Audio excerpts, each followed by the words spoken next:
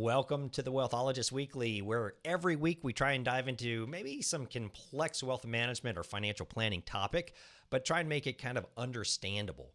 I'm your host, Chris Hobart, the Wealthologist. And again, this week we're going to be sharing some insights and maybe talking about some trends and some tips that can help you navigate the financial landscape. So whether you're just starting out or maybe you're looking to refine your strategy, this is a good place for you. So let's go ahead and get started. I want to start talking a little bit about the economy, where we are now, and then we're going to dig into AI, which is pretty exciting. Over the past couple of weeks, we've seen some pretty exciting movements in the markets. The S&P and the Dow Jones, they both hit all-time highs again, which is a good indicator of investor optimism. But the thing is, it's not just about the highs.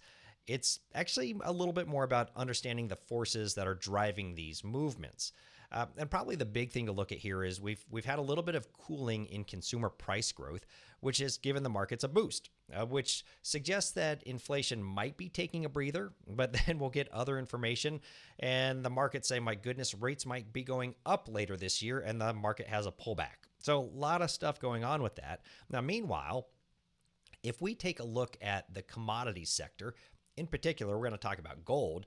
Gold's climbed quite a bit to 2,440 roughly an ounce. Now, you might be wondering, why does gold matter? You might know my take on this, that gold's good, but not necessarily the best investment. I'm going to touch on that in a second here. But gold is oftentimes seen as what's called a safe haven during times of economic uncertainty. So as interest rates have dropped from their recent peaks, investors start turning to gold really as a stable store of value. Now, like I said, I get it, but I think that there's better investment options and also better uses for gold. After all, you think about it, gold doesn't pay a dividend. It just kind of sits there. And because of that, I probably would take my wife's advice saying that gold makes better jewelry than an investment. Now, let's take a pivot real quick. And this is where we're going to start talking about a topic that's really transforming every corner of the globe. And we've touched on it a little bit, but we're going deeper today, which is artificial intelligence, or AI. And I got to tell you, it's not just a tech phenomenon. It's really a market mover that savvy investors can't afford to ignore. So AI is now entering a new phase of expansion. Initially, it boosted tech giants who developed or adopted the technology early. But now we're starting to see the impact spread to other sectors, which is kind of interesting. So, for example, companies involved in building AI infrastructure, like those creating advanced chips and cloud services, they stand to gain significantly as demand for processing power begins to surge. But it's just not about infrastructure either. I want you to consider companies that are integrating AI into their existing products or services, whether it's retail firm using AI for customer service bots, financial services leveraging AI for smarter trading algorithms, or manufacturing companies employing AI to streamline operations. Quite frankly, the potential for growth in all of this area is enormous. I spent a lot of time over the past couple of months exploring more and more and seeing the power here.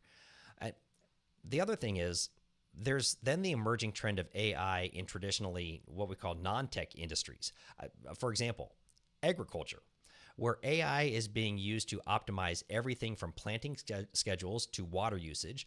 Or take a look at healthcare, where AI algorithms help diagnose diseases faster and more accurately than ever before.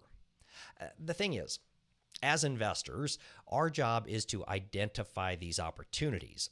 Which companies are leading the AI charge? Who is investing in the necessary research and development to truly integrate AI into their business models? These are the firms that are not just adapting to a new technology era, but they're shaping it, which is exciting. Remember, though, with great opportunity often comes great volatility. And AI, it's a powerful growth driver. There's no question about that. But it's also reshaping competitive landscapes and market dynamics, which means we need to be very strategic and informed in our investment choices, considering both the potential upsides, but also we just can't ignore those inherent risks. So for anyone looking into a way to future-proof their portfolio, you got to keep an eye on AI's evolution and its ripple effects across various sectors. It's not just beneficial, it's going to be essential. So let's switch gears now. And I wanted to actually take a question from somebody about managing investments. So some of you that tune into our webinar every week know that we do this, or every month rather, do this thing called Hey Hobart. So somebody had a question in the area of high tech, high growth era, and it was somebody, Emily, who sent us a request via Hey Hobart at Hobart Wealth, and she said, with all the fluctuations going on, how can I protect my investments? And I think that's a great question. And the key here is diversification. I know you've heard it before, and if you've heard it from enough folks, it probably makes sense. The whole concept, don't put all your eggs in one basket. Instead, having that mixture of different asset classes, a mixture of stocks or bonds and real estate, all of those together can give us some level of diversification. Also, when you're doing this, think about geographic diversification. Obviously the U.S. markets are soaring right now, but having some exposure in other regions can help provide a better buffer against domestic volatility. Now, before I wrap up today, let me just go through a couple of quick tips. First, always keep an eye on economic indicators. Things like consumer price index or CPI and retail sales numbers can give you hints about the economic direction. Second, don't be afraid to adjust your strategy when necessary. If your investment's not performing as you hoped, it might be time to review and make changes. But remember, always talk to somebody about your situation. That's what we're here for, to help you make informed decisions. All right, that's all for today's episode of The Wealthologist. Remember, investing, it's not just about making money. That's the fun part, but it's not just about making money. It's about making smart and wise decisions that help secure your financial future, as well as your family's financial future into the next generation, and so on and so forth. So tune in next week because we're going to have some more insights, some more tips. Until then, keep your investment smart and your future secure. Thanks again for tuning in, and we'll see you next week.